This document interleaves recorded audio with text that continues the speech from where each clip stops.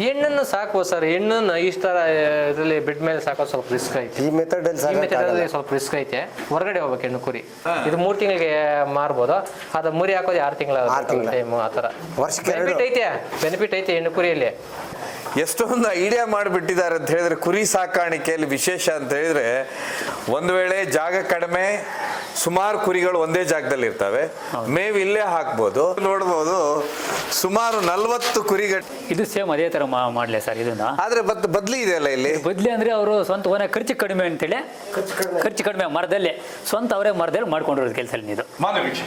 ವಿಶೇಷ ಅಂತ ಹೇಳಿದ್ರೆ ಕುರಿ ಸಾಕಾಣೆ ಒಂದು ಹೊಸ ಪದ್ಧತಿ ಯಾವ ರೀತಿ ಇವತ್ತಾಗಿದೆ ಅಂತ ಹೇಳಿದ್ರೆ 4 ಬೆಳೆ ತೆಗೆದಾಗ ಇದನ್ನು ಬೆಳೆ ತೆಗಿತಾರೆ. ಪ್ರತಿ 3 ತಿಂಗಳಿಗೆ ಮಾರುಕಟ್ಟೆಯಿಂದ 7 ರಿಂದ 15 kg ಕುರಿಯನ್ನ ತರ್ತಾರೆ. ನಂತರ ಅದನ್ನ ಇದ್ರೊಳಗೆ ಹಾಕಿ ಸಾಕ್ತಾರೆ. ಮೇಯಿಸ್ಲಿಕ್ಕೆ ಹೋಗ್ಲಿಕ್ಕಿಲ್ಲ, ಒಬ್ಬರಿಂದಾನೇ ಇದು ಕೆಲಸ ಮಾಡ್ಬೋದು.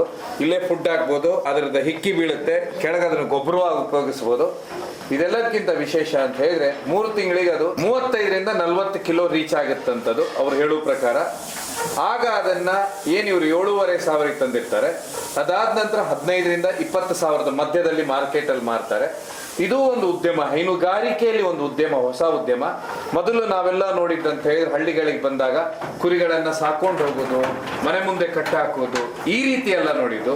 ಈಗ ಅಂದ್ರೆ ವಿಶೇಷವಾಗಿ ಜಾಗ ಕಡಿಮೆ, ಅದೆಲ್ಲದಕ್ಕಿಂತ ಹೆಚ್ಚಾಗಿ ಅದು ಒಂದು ಉದ್ಯಮ ಅಂತ ಹೇಳಿದ್ರೆ ಇವರು ಪ್ರತಿ ವರ್ಷ 4 ಬಾರಿ ಈ ರೀತಿ ತರ್ತಾರೆ, ಈ ಬೋನಲ್ಲಿ ಸಾಕ್ತಾರೆ, ಮಾರ್ತಾರೆ ಕುರಿನ. ಹೀಗಾಗಿ ಸೋಮಶೇಖರ್ ಅವರು ಇದ್ದಾರೆ, ಯುವ ಕೃಷಿಕರಿದ್ದಾರೆ, ಅವ್ರ ಹತ್ರನೇ ಮಾತಾಡ್ತಾ ಹೋಗುವ ಬನ್ನಿ. ಇದಾವೆ ಇದನ್ನ ಸಾಕುದು ಅಂತ ಹೇಳಿದ್ರೆ ಇದ್ರ ಜಾಗ ನೋಡಬಹುದು ಎಷ್ಟು ವಿಶೇಷ ಅಂತ ಹೇಳಿದ್ರೆ. ಇಲ್ಲೊಬ್ರು ಸೋಮಶೇಖರ್ ಅವರು ಇದ್ದಾರೆ. ಸರ್ ಇದೇನಿದು, ಏನ್ ನಿಮ್ಮ ಕೊಡ್ತಾ ಇದ್ರೆ ಇದಕ್ಕೆ? ಜೋಳ. ಈಗ ವಿಶೇಷ ಅಂತ ಹೇಳಿದ್ರೆ ಮೊದಲು ಕುರಿಗಳನ್ನ ಊರಲ್ಲಿ ಸಾಕ್ತಿದ್ರು, ಕಾಡಲ್ಲಿ ಹೋಗಿ ಬಿಡ್ತಾ ಇದ್ರು, ಕುರಿ ಮೇಯಿಸ್ಲಿಕ್ಕೆ ಹೋಗೋರು. ವಿಶೇಷವಾಗಿ ಈ ಐಡಿಯಾನ ಯಾರು ಕೊಟ್ರು ನಿಮಗೆ? ಈ ಐಡಿಯಾ ಬರ್ತಾ ಈ ಐಡಿಯಾ ಅದೆಲ್ಲ ರಿಸ್ಕ್ ಸರ್. ಆಚೆ ಹೊರಗಡೆ ಮೇಸೋದು ಸ್ವಲ್ಪ ಫೀಲ್ಡ್ ಕಡಿಮೆ ಇವಾಗೆಲ್ಲ, ಫೀಲ್ಡ್ ಇಲ್ಲ, ಅದಾಗಿ ಇವಾಗ ಈ ತರ ಮೆಥಡ್. ಈಗ ನನಗೊಂದು ಸೈಂಟಿಫಿಕ್ ಸರ್ ಇವಾಗೆಲ್ಲ ಸೈಂಟಿಫಿಕ್ ಆಗಿ ಮೇಯಿಸ್ಬೇಕು ಇವಾಗ. ಆ ತರ ಮಾಡಿದ್ರೆ ಬೆನಿಫಿಟ್ ಐತೆ. ನೀವೇನ್ ಎಜುಕೇಶನ್ ಮಾಡಿದಿರಾ? ನಾವು PUC ಸರ್. ಆ ನಂತರ ಅಂದ್ರೆ ಹೈನುಗಾರಿಕೆ ಎಲ್ಲ ಇದನ್ನ ನೀವೇನಾದ್ರೂ ಹೈನುಗಾರಿಕೆ ಇಲಾಖೆಯಲ್ಲಿ ಹೇಳಿದ್ರ? ಇಲ್ಲ, ಏನಿಲ್ಲ. ನಾವು ಮೊದಲು ಹೆಣ್ಣು ಕುರಿ ಮೇಯಿಸ್ತಾ ಇದ್ರೆ, ಹೆಣ್ಣು ಕುರಿ ಇತ್ತು, ಮತ್ತೆ ಹೊರಗಡೆ ಹೋಗ್ತಾ ಇದ್ರು, ಮೇಯಿಸೋರಿಲ್ಲ. ಅದಕ್ಕೋಸ್ಕರ ಈ ಸಬ್ ಮೆಥಡ್ ಇದು. ಈಗ ಇದು ನಾನು ಹೇಳಿ ಇದನ್ನ ಈಗ ಇದು ಎಷ್ಟಕ್ಕೆ ಪರ್ಚೇಸ್ ಮಾಡಿದ್ರೆ ಇಷ್ಟು? ಇದನ್ನ ನಾವು ಇದು 7,500 ಹಂಗೆ ಪರ್ಚೇಸ್ ಮಾಡಿ ಸರ್. ಇದು ಒಂದಕ್ಕೆ ಒಟ್ಟು ಎಷ್ಟಿದಾವೆ ಇದರಲ್ಲಿ? ಒಟ್ಟು 20 ಇದಾವೆ ಸರ್. ಈಗ ಎಷ್ಟು ತಿಂಗಳಾಯ್ತು ತಗೊಂಡಿದ್ದು? ಆಯ್ತು ಸರ್, 4 ತಿಂಗಳಾಗೈತೆ. ಇನ್ನು ಯಾವಾಗ ಮಾರೋದು ಇದನ್ನ? ಎಲ್ಲ ಮಾರ್ಬೇಕು, ಒಂದು ತಿಂಗಳು. ನೀವು ತಗೊಂಡಾಗ ಒಂದು ಕುರಿ ಎಷ್ಟು ಕಿಲೋ ಇತ್ತು ಅವಾಗ? ಲೈವ್ ವೇಟ್ ಒಂದು 15 kg ಬರ್ತದೆ ಸರ್ ಅಷ್ಟೇ. Live weight 15, 6 kg, 7 kg?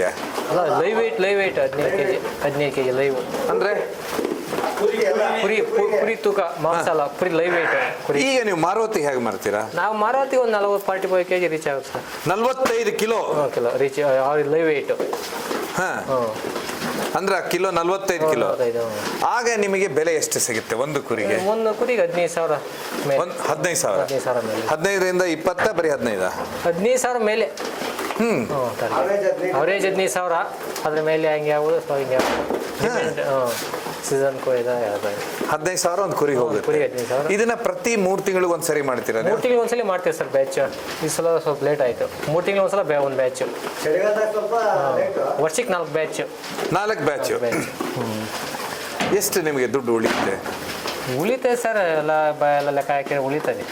ಅಲ್ಲ, ತಿಂಗಳಿಗೆ ಒಂದು 4 ಬ್ಯಾಚ್ ಮಾರಿದ್ರೆ ತಿಂಗಳಿಗೆ ನಮಗೆ ಅವರೇಜ್ ಒಂದು ಕುರಿ ಮೇಲೆ 1,000 ಗ್ಯಾರಂಟಿ ಬೆನಿಫಿಟ್. 50 ಕುರಿ ಇದ್ರೆ 50,000 ಪರ್ಫೆಕ್ಟ್ ಆಗಿ ಎಲ್ಲ ಖರ್ಚು ಹೋಗ್ತಾ 50,000 ಉಳಿತಾಯ.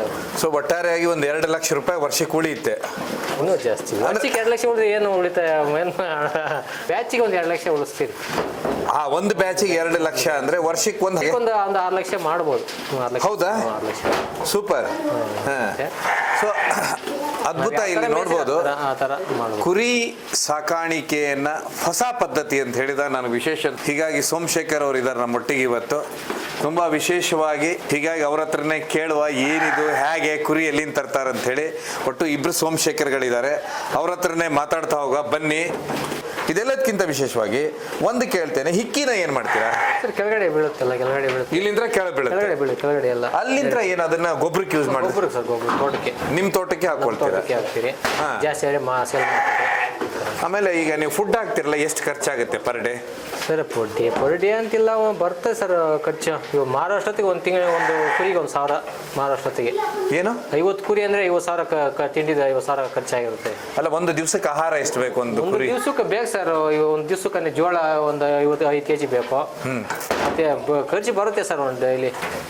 ಒಂದು 10 ಅಲ್ಲಲ್ಲ, ಒಂದು ಈಗ 20 ಕುರಿ ಇದಾವೆ. 20 ಕುರಿ ಇದೆ. 4 ತಿಂಗಳಿಗೆ ಎಷ್ಟಾಗುತ್ತೆ? 4 ತಿಂಗಳಿಗೆ 20 ಕುರಿ ಅಂದರೆ ಒಂದು 23,000 ಬರೋ. 20,000 ಮೇಲೆ ಆಹಾರ ಬೇಕು. ಬೇಕು. ಹಾ ಹಾ. ಆಮೇಲೆ ಇದ್ರ ಅರ್ಥ ಏನಂದ್ರೆ ಕೆಲಸ ಒಂದೇ ಕಡೆ ಆಗ್ಬಿಡುತ್ತೆ ಈ ರೀತಿ ಕೆಲಸ ಕಟ್ಟೆ. ಈಸಿ ಮೆಥಡ್ ಸರ್, ಕೆಲಸ ಕಡಿಮೆ. 50 ಕುರಿ ಇದ್ರೆ ಒಬ್ಬರು ಮೇಂಟೈನ್ ಮಾಡೋದು, ಮೇವಿದ್ರೆ. ಇದು ಈಗ ಬಂದ ದಿವಸದಿಂದಾನು ಹೊರಗೆ ಹೋಗಿಲ್ಲ. ಹೊರಗೆ ಇಲ್ಲಿ ತೊಳಿಯೋಕೆ ಮಾತ್ರ ಹೊರಗಡೆ ಬಿಡ್ತೀರಿ, ಇಲ್ಲೇ ಇರ್ತದೆ.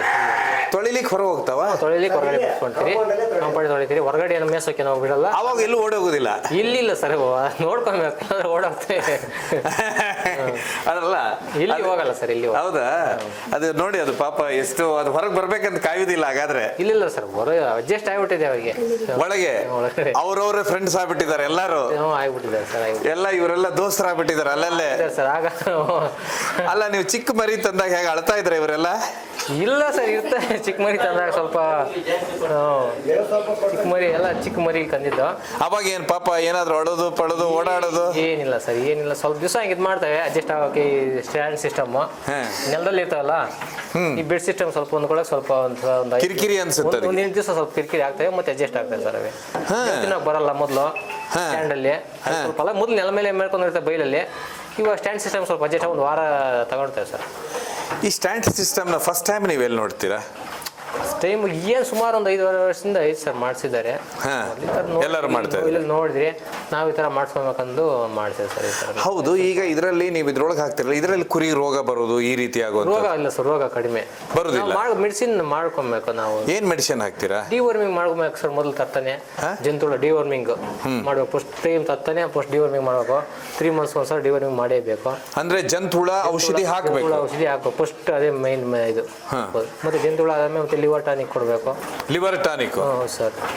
ನೋಡಿ ಎಲ್ಲ ಎಲ್ಲಿ ತೋರಿಸಿ ಒಂಚೂರು. ನೋಡಿ, ಇದು ಪ್ರೋಟಾನ್ ಅಂದ್ಬಿಟ್ಟು, ಮತ್ತೆ ಇನ್ನು ಹತ್ತಿರ ಲಿವರ್ 2 ಇದು ಯೂಸ್ ಮಾಡಿ. ಅಲ್ಲ, ಇದೇನಿದು? ಇದು ಲಿವರ್ ಟ್ಯಾನಿಕ್. ಇದು ಲಿವರ್ ಟ್ಯಾನಿಕ್ ಲೀವ್ 52 ಅಂದ್ಬಿಟ್ಟಿದ್ದು. ಇದು ಮನುಷ್ಯನಿಗೆ ಕೊಡುವಂತ ಲೀವ್ 52 ಇದು? ಇದು ಬೇರೆ. ಇದು ಹೌದಾ? ಇದು ಅನಿಮಲ್ ಯೂಸ್, ಹ್ಯೂಮನ್ ಯೂಸ್ ಅಲ್ಲ, ಯೂಸ್. ಇದು ಪ್ರೋಟಾನ್ ಅಂತ ಹೇಳ್ಬಿಟ್ಟು 2 ಲಿವರ್ ಟಾನಿಕ್. ಆಮೇಲೆ ಅದಾದ ಇಡಿ ಸರ್ ಕೆಳಗೆ ಈ ಲಿವರ್ ಟಾನಿಕ್ ನೀವು ಹಾಕ್ತೀರಾ ಇದಕ್ಕೆ ಅಂತ ಹೇಳಿದ್ರೆ, ಇದು ಮೇವಲ್ಲೇ ಮಿಕ್ಸ್ ಮಾಡ್ತೀರಾ ಅಥವಾ ಹೇಗೆ ಸರ್? ಡೈರೆಕ್ಟ್ ಆಗಿ ಹಾಕ್ಬೋದು, ಫೀಡಲ್ಲಿ ಮಿಕ್ಸ್ ಮಾಡ್ಬೋದು. ಓಕೆ. ಆ ನಂತರ ನೀವು ಜಂತುಳ ಅಂದ್ರೆ ಇದೇನ ಇಲ್ಲ, ಅದು ಜಂತುಳ ಹಾಕ್ತೀರಾ. ಆಮೇಲೆ ನೀವು ಈ ಕಾಳು ಹಾಕ್ತಾ ಇದ್ರಲ್ಲ ಒಂಚೂರು, ಇವು ಹಾಕಿದಿರಲ್ಲ ಅಲ್ಲಿ, ಅದೇನದು ಯಾವ್ದು ಏನದು ಕಾಳದು? ಜೋಳ. ಅದು ಕಟ್ ಮಾಡಿ ಇಟ್ಟಿದ್ರಲ್ಲ? ಮಿಷಿನಲ್ಲಿ ಕಟ್ ಮಾಡಿ ಸರ್. ಅಲ್ಲಿ ಬೆಳಿಗ್ಗೆ ಒಂದು ಟೈಮು, ಸಾಯಂಕಾಲ ಒಂದು ಟೈಮು ಕೈ ತಿಂಡಿ ಕೊಡ್ತೀರಿ ಸರ್. ಇದು ಡಿವರ್ಮಿಂಗ್ ಟ್ರೀಟ್ಮೆಂಟ್ ವರ್ಮ್ಸ್ಗೆ. ಇದು ಅಂದ್ರೆ ಈ ಜಂತುಳಕ್ಕೆ ಮಾತ್ರ ಇದನ್ನ ಕೊಡೋದು? ಹೌದು ಸರ್. ಇದು ಖಾಲಿ ಹೊಟ್ಟೆಯಲ್ಲಿ ಕೊಡಬೇಕು. ಖಾಲಿ ಹೊಟ್ಟೆಯಲ್ಲಿ? ಅದು ಯಾವಾಗ ಖಾಲಿ ಹೊಟ್ಟೆ ಇರುತ್ತೆ? ಬೆಳಿಗ್ಗೆ ಖಾಲಿ ಹೊಟ್ಟೆಯಲ್ಲಿ ಇರ್ತಲ್ಲ, ಮೇವು ಕೊಡೋದು ಮುಂಚೆ ಕೊಟ್ಬಿಟ್ಟು ಮತ್ತೆ 3 hour ಆದ್ಮೇಲೆ ಮೇವು ಕೊಡಬೇಕು. ಈಗ ನೀವು ಖಾಲಿ ಹೊಟ್ಟೆ ಅಂದ್ರೆ ರಾತ್ರಿ ಏನು ಕೊಡೋದಿಲ್ಲ ಇದಕ್ಕೆ ಊಟ? ಇಲ್ಲ ಸರ್, ರಾತ್ರಿ ಕೊಡ್ತೀರಿ. ರಾತ್ರಿ ಎಲ್ಲ ನಮ್ಮ ಮಿಲ್ಕ್ ಹಾಕಿ ಎಲ್ಲ ಇದಾಗಿರುತ್ತೆ, ಡೈಜೆಷನ್ ಆಗಿರ್ತಲ್ಲ. ಮತ್ತೆ ಬೆಳಿಗ್ಗೆ ಖಾಲಿ ಹೊಟ್ಟೆಯಲ್ಲಿ ಏನು ಕೈ ತಿಂಡಿ ಏನೋ ಕೊಡದೆ, ಮೇವು ಕೊಡದೆ ಇದು ಹಾಕ್ಬೇಕು. ಹೌದಾ? ಈಗ ಇದರ ಆಹಾರ ಪದ್ಧತಿ ಫುಡ್ ಕೊಟ್ಟು ಇದು ಹಾಕಿದ್ರೆ ಅಷ್ಟೊಂದು ವರ್ಕ್ ಆಗಲ್ಲ, ಕೆಲಸ ಮಾಡಲ್ಲ, ವರ್ಮ್ಸ್ ಸಾಯಲ್ಲ. ಇದು ಕೊಟ್ಮೇಲೆ 3 hour ನಾವು ಅದನ್ನ ಮೇವು ಕೊಡಬಾರ್ದು, ಆದ್ಮೇಲೆ ನಾವು ಮೇವು ಕೊಡ್ಬೇಕು. ಅದು ಅಷ್ಟೊಳಗೆ ನಾನು ಒಂದು ಕೇಳ್ತೇನೆ. Liver tonic daily direct method, ಇಲ್ಲಾಂದ್ರೆ ಪೀಡಲ್ಲಿ ಸೇರಿಸ್ತೀರಿ. ಪೀಡಲ್ಲಿ ನೀರು ಕೊಡ್ತೀರಲ್ಲ, ಅದರಲ್ಲಿ ಹಾಕ್ತೀರಿ. ಬೆಳಿಗ್ಗೆ ಡೈರೆಕ್ಟ್ ಮೆಥಡಲ್ಲಿ ಹಾಕ್ತೀರಿ. ತಿಂತಾ ಇರ್ತಾವಲ್ಲ, ಹೊಟ್ಟೆ ಅನ್ನೋದು ಖಾಲಿ ಇರಲ್ಲ. ನೈಟ್ ಇವಾಗ ನೈಟ್ ಇವಾಗ ಕೊಟ್ಬಿಟ್ರೆ ಮೇವು, ಮತ್ತೆ ನಾವು 1 time ಮೇವು ಕೊಡೋದು. ಮತ್ತೆ ಬೆಳಿಗ್ಗೆ 10 ಗಂಟೆವರೆಗೂ ಮೇವು ಕೊಡೋದಿಲ್ಲ. ಈಗ ಇದ್ರ ಆಹಾರ ಪದ್ಧತಿ ಹೇಗೆ ಹೇಳಿ? ಬೆಳಿಗ್ಗೆ 6 ಗಂಟೆಗೆ ಕೈ ತಿಂಡಿ ಕೊಡ್ತೀವಿ ಸರ್. ಜೋಳ, ಪೀಡು, ಕಡಲೆ ಒಟ್ಟು. ಕೈ ತಿಂಡಿ ಅಂದ್ರೆ ಇದು? ಸರ್, ಕೈ ತಿಂಡಿ ಅಂದ್ರೆ ಇದರಲ್ಲಿ ಗೋಂಜೋಳ ಇದೆ, ಗೋವಿನ ಜೋಳ ಐತೆ, ಪೀಡು, ಡೈರಿ ಪೀಡು, ಒಟ್ಟು ಬೂಸ, ಕಡಲೆ ಒಟ್ಟು, ಇನ್ನೂ ಚಕ್ಕೆ ಐತೆ, ಚಕ್ಕೆ ಅದು ಕೊಡ್ತೀರಿ. ಮತ್ತೆ ಇನ್ನೂ ಬೂಸ ಬೇರೆ ಬರ್ತದೆ, ಅದು ಕೊಡ್ತೀರಿ. ಇದನ್ನ ಕೈ ತಿಂಡಿ ಅಂದ್ರೆ ಈ ರೀತಿ ಬೆಳಗ್ಗೆ ಕೈಯಲ್ಲಿ. ಮತ್ತೆ ಇಂಡೈಜೇಷನ್ ಇದೆ ಸರ್. ಅಲ್ಲ, ಕೈ ತಿಂಡಿ ಅಂದ್ರೆ ಇದೆ. ಬೆಳಗ್ಗೆ ಸರ್, ಬೆಳಗ್ಗೆ ಸಾಯಂಕಾಲ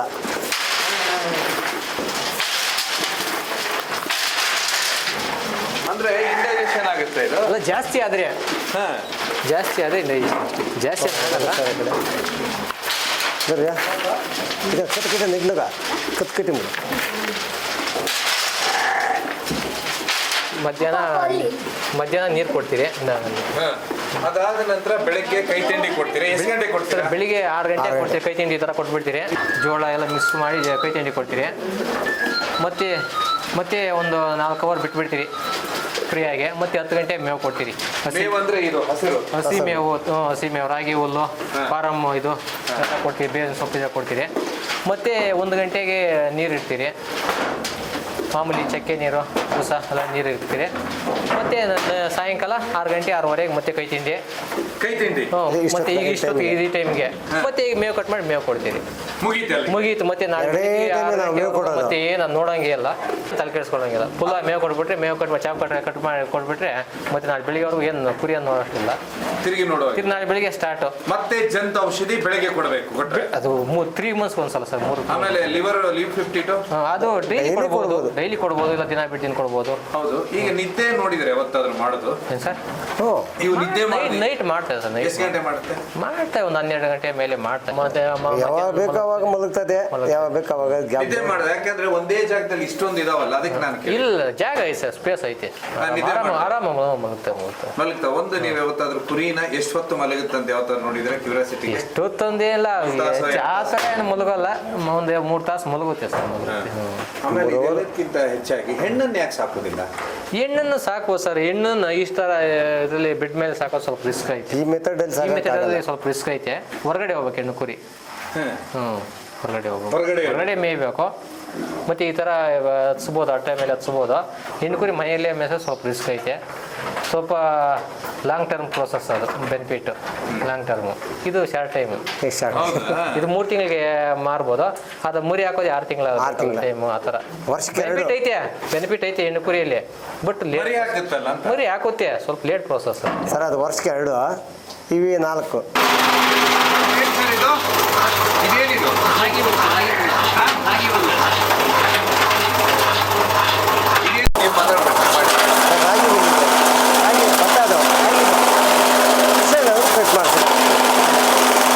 ಈಗ ನೀವು ಹೇಳ್ತಾ ಇದ್ರಲ್ಲ ಇದೇನ್ ಮಷೀನ್ ಇದು ಚಾಪ್ ಕಟ್ ಸರ್ ಮೇವನ್ನು ಕಟ್ ಮಾಡೋದು ಚಾಪ್ ಕಟರ್ ಅಂದ್ರೆ ಇದು ನಿಮ್ಮ ಕುರಿಗೆ ಹಸುವಿಗೆ ಎಲ್ಲ ಹೈನುಗಾರಿಕೆಗೆ ಮೇವನ್ನು ಕಟ್ ಮಾಡಿ ಕೊಡೋದಕ್ಕೆ ಹೌದಾ ಕೈಯಿಂದ ಕಟ್ ಮಾಡಿದ್ರೆ ಲೇಟ್ ಆಗುತ್ತೆ ಕೈಯಿಂದ ಆ ಥರ ಕಟ್ ಮಾಡೋಕ್ಕಾಗಲ್ಲ ತುಂಬಾ ವಿಶೇಷ ಅಂತ ಹೇಳಿದ್ರೆ ತುಂಬಾ ಪ್ರಗತಿಪರರಾಗ್ಬಿಟ್ಟಿದ್ದಾರೆ ಎಲ್ಲ ಈಗ ಕೃಷಿಕರು ಹೈನುಗಾರಿಕೆಯಲ್ಲಂದ್ರೆ ನಿಮ್ಮನ್ನ ನೋಡಿದ್ರೆ ಗೊತ್ತಾಗುತ್ತೆ ಆಗಲ್ಲ ಅಂದ್ರೆ ಮತ್ತೆ ಹಿಂದಿನ ಕಾಲದಲ್ಲಿ ಇರ್ಬೇಕಾಗ್ತದೆ ಅಲ್ಲ ಏನೂ ಇಲ್ಲ ಅಂದ್ರೆ ಏನೋ ಹೇಳಿದ್ರಲ್ಲ ಸರ್ ಇದೆಲ್ಲ ಇಲ್ಲ ಅಂದಿದ್ರೆ ಈ ಮೆಥಡ್ ಇಲ್ಲ ಅಂದ್ರೆ ನಾವು 20 ವರ್ಷ ಹಿಂದಕ್ಕೆ ಹೋಗ್ತೀರಿ ತುಂಬಾ ವಿಶೇಷ ಅಂದ್ರೆ ನಿಮ್ಮ ಊರ್ ಕಡೆ ಕೆಸಿ ವ್ಯಾಲಿ ಬಂದಿದ್ದು ಹೇಗೆ ಅನಿಸ್ತು ನಿಮಗೆ ಕೋರಮಂಗಲ ಚಲಗಟ್ಟೆ ವ್ಯಾಲಿ ನೀರು ಸರ್ ಪರವಾಗಿಲ್ಲ ಅದು ಅಂತರ್ಜಲ 1500 ಕೊರೆಸಿದ್ರು ಬೋರ್ವೆಲ್ ನೀರು ಸಿಗ್ತಲ್ಲ ಈಗ ಪರವಾಗಿಲ್ಲ ಸರ್ ಒಂದು 2 ವರ್ಷದಿಂದ ನೀರು ಪರವಾಗಿಲ್ಲ ಬೋರ್ವೆಲ್ ಅಲ್ಲಿ ಈ ಕುರಿ ಸಾಕಣೆ ಎಷ್ಟು ವರ್ಷದಿಂದ ಶುರು ಮಾಡಿದ್ರ ನೀವು ನಾವು ಮೊದಲಿನ ಹೆಣ್ಣು ಕುರಿ ಸಾಕ್ತಾ ಇದ್ದೀವಿ ಸರ್ ಒಂದು 10 ವರ್ಷದಿಂದ 15 ವರ್ಷದಿಂದ ಹೆಣ್ಣು ಕುರಿ ಸಾಕ್ತಾ ಇದ್ರೆ ಈ ಮೆಥಡ್ ಮಾಡ್ಕೊಂಡು 3 ವರ್ಷ ಆಯ್ತು ಸರ್ ಈ ಮೆಥಡ್ ಎಲ್ಲಿ ಫಸ್ಟ್ ಟೈಮ್ ನೋಡಿದ್ರೆ ನಾವಿಲ್ಲೇ ಪಕ್ಕದೂರಲ್ಲಿ ನೋಡಿದ್ರೆ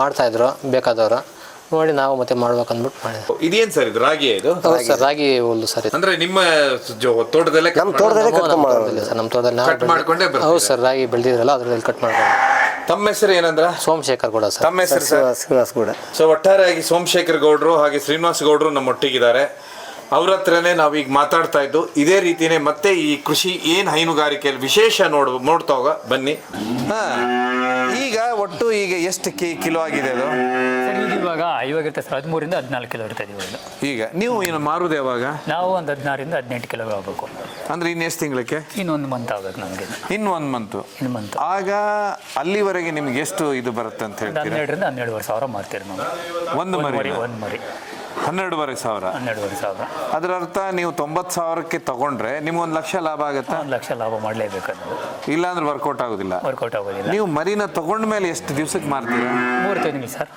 3 ತಿಂಗಳು 90 ದಿವಸ ಮೇಯಿಸಲೇಬೇಕು 90 ದಿವಸ ಮೇಯಿಸಲೇಬೇಕು ನಾವು 90 ದಿವಸ ಮೇಯಿಸಲೇಬೇಕು ನಾವು ಅಲ್ಲ ಕರೆಕ್ಟ್ ಈಗ ಅದನ್ನ ಮೇಯಿಸ್ಕೊಂಡು ಹೋಗ್ಬೇಕಲ್ಲ ಅದಕ್ಕೂ ಸ್ವತಂತ್ರ ಬೇಕಂದ್ರೆ ಅದರಿಂದ ಓಡಕ್ಕೆ ಒಂದು ಲೇಬರ್ ಕಷ್ಟ ಕೆಲಸ ಇಲ್ಲ ಅಷ್ಟೇ ಅದನ್ನ ಫ್ರೀ ಆಗಿರುತ್ತೆ ಸರ್ ಇಲ್ಲೇ ಹೊರಗಡೆ ಹೋದ್ರೆ ಕಸ ಕಡ್ಡಿ ಮಣ್ಣು ಕಲ್ಲು ಎಲ್ಲ ತಿಂತಾ ಇರ್ತಾರೆ. ಇಲ್ಲಾರ ನಾವು ಸೇಫ್ಟಿಗೆ ನೀಟಾಗಿರೋ ಮೇವು ಕೊಡ್ತೀರಿ ಕೆಲಸದಿಂದ. ನಾವು ಜೋಕ time to time syrup daily syrup ಕೊಡ್ತೀರಿ, ದಿನ ಬಿಟ್ಟು ದಿನ. ಅಂದರೆ ಡೈಲಿ ಸಿರಪ್ ಕೊಡ್ತೀವಿ ಡೆವಲಪ್ಮೆಂಟ್ಗೆ ಏನು ಕೆಲಸ ಅಲ್ಲಿನ. ಸೊ ಇದು ನಿಮ್ಮ ಪ್ರತಿ ದಿವಸದ ಕೆಲಸ ಇದು? ಹ್ಞೂ, ಪ್ರತಿ ದಿವಸ ಮಾಡ್ತೀವಿ ಒಂದೊಂದು ಟೈಮ್. ಅಂದರೆ ಈಗ 4 ತಿಂಗಳು ಇಡ್ತೀರಾ? ಹ್ಞೂ, 3.5 ತಿಂಗಳು ಇರ್ತದೆ. 3.5 ತಿಂಗಳು. 3.5 ತಿಂಗಳಾದ ನಂತರ ಮತ್ತೆ ಮಾರ್ಕೆಟ್ ಹೋಗಿ ಮಾರ್ತೀರಾ? ಮತ್ತೆ 3.5 ತಿಂಗಳಿಗೆ ಇನ್ನು ಮರಿನ ತರ್ತೀರಾ? ಮತ್ತೆ ಅವಾಗಲೇ ಇದನ್ನ ಕೊಟ್ಬಿಟ್ಟು ಮತ್ತೆ ತರ್ತಾರೆ. ಇಲ್ಲಿ ಏನ್ ಮಾಡ್ತಾರೆ ಅಂದ್ರೆ ಕುರಿಯನ್ನ ಮೇಯಿಸ್ಲಿಕ್ಕೆ ಹೋಗುವಂತದ್ದು ಒಬ್ರು ಇರ್ತಾರೆ, ಕಾಡು ದಲ್ಲಿ ಮೇಯಿಸ್ಕೊಂಡು ಬರ್ತಾರೆ. ಮೇಯಿಸ್ಕೊಂಡು ಬಂದಾದ ನಂತರ ಅದನ್ನ ಸಂಜೆ ಪ್ರತಿ ದಿವಸ ವಾಪಸ್ ಕರ್ಕೊಂಡು ಬರ್ತಾರೆ. ಆದ್ರೆ ಇಲ್ಲಿ ವಿಶೇಷ ವಿಧಾನ ಅಂತ ಹೇಳಿದ್ರೆ ಈ ರೀತಿ ಒಂದು ಅದಕ್ಕೆ ಈ ಪಕ್ಕದಲ್ಲಿ ಅದಕ್ಕೆ ಮೇವು ಹಾಕುವುದಕ್ಕೆ ಇಲ್ಲೊಂದು, ಆ ನಂತರ ಇಲ್ಲಿ ಮೇವು ಹಾಕ್ಲಿಕ್ಕೆ ಒಂದು ಜಾಗ ಮಾಡುದು, ಅದ್ರೊಳಗೆ ಆ ಮರಿಯನ್ನ ತಂದು ಹಾಕಿದ ನಂತರ ಅದು ಒಟ್ಟಿಗೆ ಬೆಳಿತಾವೆ. ಸುಮಾರು ಅಂತ ಹೇಳಿದ್ರೆ ಇವ್ರು ತಂದಾಗ ಎಷ್ಟು ಕೆಜಿ ಇರುತ್ತೆ ಸರ್ ಅದು ಒಂದು ಮರಿ? ಇರುತ್ತೆ ಸರ್, ಅವಾಗ ಒಂದು 7.5 8 kg ಬರ್ತದೆ. ಈಗ ಎಷ್ಟಿರುತ್ತೆ? 7 kg ಮರಿಯನ್ನ ತಂದು ಕೊನೆಗೆ ಒಂದು 18ರಿಂದ 20 kg ವರೆಗೆ ಮಾಡುವಂಥದ್ದು ಹೊಸ ಶೈಲಿ. ಯಾಕಂದ್ರೆ ನಾವಿವತ್ತು ಶ್ರೀನಿವಾಸಪುರ ಕೋಲಾರ ಮಧ್ಯಭಾಗದಲ್ಲಿದ್ದೇವೆ. ವಿಶೇಷವಾಗಿ ತುಂಬ ಕೃಷಿ ಚಟುವಟಿಕೆ ಫೇಮಸ್ ಆಗಿರುವಂಥ ಏರಿಯಾ. ಇಲ್ಲಿ ಹೊಸ ವಿಧಾನನ ಒಂದು ಕಂಡುಹಿಡಿದಿದ್ದಾರೆ. ಕುರಿಗಳನ್ನು ಸಾಕೋ ಹೊಸ ವಿಧಾನ. ಕುರಿಗಳನ್ನು ಕಾಡಿ ಕರ್ಕೊಂಡೋಗಿ ಮೇಯಿಸುವಂಥದ್ದು ಒಂದು ವಿಧಾನ ಇತ್ತು. ಅದಾದಮೇಲೆ ಮನೆ ಮುಂದೆ ಕಟ್ಟಿ ಹಾಕಿ ಮೇಯಿಸ್ತಾ ಇದ್ರು. ಮರಿಯನ್ನ ಮಾರ್ಕೆಟ್ನಿಂದ ತರೋದು, ತಂದು ಬೋನ್ನೊಳಗೆ ಇಟ್ಟು ಬಿಡೋದು. ಅಲ್ಲಿಟ್ಟ ನಂತರ ಅದು ಏನಾದರೂ ಅದರ ಟಾಯ್ಲೆಟ್ ಇದ್ರೆ ಈ ರೀತಿ ಕೆಳಗೆ ಬೀಳುತ್ತೆ, ಇಲ್ಲಿ ಕ್ಲೀನ್ ಮಾಡ್ಕೊಳ್ಳೋದು, ಅಂದ್ರೆ ಅದನ್ನ ಹಿಕ್ಕಿನ. ಅದಾದ ನಂತರ ಅದಕ್ಕೆ ಮೇವನ್ನು ಇಲ್ಲಿ ಕೊಡೋದು. ನೀರು ಹಾಕೋದಕ್ಕೆ ವ್ಯವಸ್ಥೆ ಹೇಗೆ ಸರ್? ನೀರು ಆ ಥರ ಬಟ್ಲು ಇಡ್ತೀರಲ್ಲೇ, ಇದರಲ್ಲೇ ಬಿಟ್ಬಿಡ್ತೀರಿ ನಾವು ಕೆಲಸ. ಇದರಲ್ಲೇ ಇಟ್ಟು ನೀರು ಕೊಡ್ತೀರಿ. ಇಲ್ಲಿ ನೀರು ಇಲ್ಲೇ ಇಟ್ಟು ಬಿಡ್ತೀರಿ? ಬೂಸ ನೀರೆಲ್ಲ ಇಲ್ಲೇ, ಬೂಸ ನೀರು ಇಲ್ಲಿ ಕೊಟ್ಟು ಬಿಡ್ತೀರಾ? ಇದು ಸೇಮ್ ಅದೇ ಥರ ಮಾಡಲೇ ಸರ್ ಇದನ್ನ. ಆದ್ರೆ ಬದ್ಲಿ ಇದೆಯಲ್ಲ ಇಲ್ಲಿ? ಬದ್ಲಿ ಅಂದ್ರೆ ಅವರು ಸ್ವಂತ ಓನ ಖರ್ಚು ಕಡಿಮೆ ಅಂತೇಳಿ, ಖರ್ಚು ಕಡಿಮೆ ಮರದಲ್ಲಿ ಸ್ವಂತ ಅವರೇ ಮರದಲ್ಲಿ ಮಾಡ್ಕೊಂಡಿರೋದು ಕೆಲಸ ಇದು. ಹೌದಾ?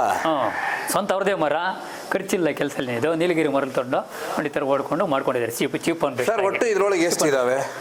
ಇದರಲ್ಲಿ ಇವಾಗ 12. ಸೊ ಒಟ್ಟಾರೆಯಾಗಿ ನಾವೇನಾದ್ರೂ ಕೆಳಗೆ ಒಂದು ವೇಳೆ ಇದು ಮಾಡಿದ್ರೆ 12 ಕಟ್ಟೆ ಹಾಕ್ಬೇಕಾದ್ರೆ ಜಾಗ, ಆಮೇಲೆ ಏನ್ ಮೇವು ಹಾಕಿ ಮಾಡ್ತೀರಿ ಇದನ್ನ? ಇದ್ರಲ್ಲಿ ಮುಂದೆ ಹಾಕೋದು ಸರ್. ಮೇವಿದೆ, ದಪ್ಪ ಇದ್ರೆ. ಆಮೇಲೆ ಈಗ ಇದು ಗೊಬ್ಬರ ಇದೆ ಅಲ್ಲ, ಈಗ ದಿನ ಬಿಡ್ದಿನ ತೆಗಿತಾರೆ ಸರ್. ಈ ಗೊಬ್ಬರ ಅಂತ ತೆಗಿತಾರೆ, ಇದು ಹೊಲಕ್ಕೆ ಯೂಸ್ ಮಾಡ್ತಾರೆ? ಹೊಲಕ್ಕೆ ಯೂಸ್ ಮಾಡೋದಿಲ್ಲ, ಎಲ್ಲ ತೋಟಕ್ಕೆ ಯೂಸ್ ಮಾಡೋದು. ತೋಟಕ್ಕೆ ಅದೇ ಅಂತ ಹೇಳಿದ್ರೆ ಸಾವಯವ ಕೃಷಿ ಅಂತ ಹೇಳಿದ್ರೆ ಅದನ್ನ ಯೂಸ್ ಮಾಡೋದಕ್ಕೆ. ಅಂದ್ರೆ ಎಷ್ಟೊಂದು ಐಡಿಯಾ ಮಾಡಿಬಿಟ್ಟಿದ್ದಾರೆ ಅಂತ ಹೇಳಿದ್ರೆ ಕುರಿ ಸಾಕಾಣಿಕೆಯಲ್ಲಿ ವಿಶೇಷ ಅಂತ ಹೇಳಿದ್ರೆ, ಒಂದು ವೇಳೆ ಜಾಗ ಕಡಿಮೆ, ಸುಮಾರು ಕುರಿಗಳು ಒಂದೇ ಜಾಗದಲ್ಲಿ ಇರ್ತವೆ, ಮೇವು ಇಲ್ಲೇ ಹಾಕ್ಬೋದು. ಆಮೇಲೆ ಇದೆಲ್ಲದಕ್ಕಿಂತ ವಿಶೇಷವಾಗಿ ಇದ್ರೊಳಗೆ ಅಲ್ಲಿ ಹಿಕ್ಕಿ ಹಾಕಿದ್ರೆ ಕೆಳಗೆ ಬೀಳುತ್ತೆ, ಅದನ್ನ ಗೊಬ್ಬರಕ್ಕೆ ಉಪಯೋಗಿಸ್ಬೋದು. ಸೊ ಹೀಗಾಗಿ ತುಂಬಾ ವಿಶೇಷ ಅನ್ನಿಸ್ತು. ಇದು ಕಾಡದೇವಂಡನಹಳ್ಳಿ. ನನ್ನೊಟ್ಟಿಗೆ ಸೋಮಶೇಖರ್ ಅವರು ಇದ್ದಾರೆ. ಈ ರೀತಿ ನೀವೇನಾದ್ರೂ ಕುರಿಗಳನ್ನ ಸಾಕಾಣೆ ಮಾಡುವಂತವ್ರು ವಿಶೇಷವಾಗಿರ್ತಾರೆ. ಈ ರೀತಿ ಹೊಸ ಐಡಿಯಾ ಮಾಡ್ಬೇಕಂದ್ರೆ ನಾನು ಕೆಳಗೆ ನಿಮ್ ಫೋನ್ ನಂಬರ್ ಹಾಕ್ಬೋದಾ? ಹಾಕಿ ಸರ್, ತಪ್ಪೇನಿದೆ. ಡಿಸ್ಕ್ರಿಪ್ಷನ್ ನಲ್ಲಿ ಇವ್ರ ಫೋನ್ ನಂಬರ್ ಹಾಕಿರ್ತೇನೆ. ಆ ಫೋನ್ನಲ್ಲೇ ನೀವು ಅವ್ರನ್ನ ಫೋನ್ನಲ್ಲಿ ಕಾಂಟ್ಯಾಕ್ಟ್ ಮಾಡ್ಬೋದು. ಯಾವ ರೀತಿ ಮಾಡ್ಬೋದು ಅಂದ್ರೆ ತುಂಬಾ ಚಿಕ್ಕ ಜಾಗದಲ್ಲಿ ಯಾವ ರೀತಿ ಕುರಿ ಸಾಕಾಣೆ ಮಾಡ್ಬೋದು ಅಂತೇಳಿ. ಯಾಕಂದ್ರೆ ಚಿಕ್ಕ ಜಾಗ, ಅದ್ಭುತವಾಗಿ ಕುರಿ ಸಾಕಾಣೆ ಮಾಡಿ ಅದನ್ನು ಯಾವ ರೀತಿ ನಾವು ಮಾರ್ಕೆಟ್ ಮಾಡ್ಬೋದು ಅಂತ ಹೇಳಿದ್ರೆ, ಇದೂ ಪ್ರತಿ 3 ತಿಂಗಳ ಹೈನುಗಾರಿಕೆ ಬೆಳೆ ಇದ್ದಾಗೆ 3 ತಿಂಗಳಿಗೆ ಇದನ್ನ ಮಾರ್ತಾರೆ, ಮತ್ತೆ 3 ತಿಂಗಳಿಗೆ ಮರಿ ತಂದಿಡ್ತಾರೆ, ಮತ್ತೆ 15ರಿಂದ 20 kg ಮಾಡ್ತಾರೆ, ಮತ್ತೆ ತಗೊಂಡೋಗ್ತಾರೆ. ಹೀಗಾಗಿ ಇದು ಒಂದು ವಿಶೇಷ ಅನಿಸ್ತು ಹೈನುಗಾರಿಕೆಯಲ್ಲಿ.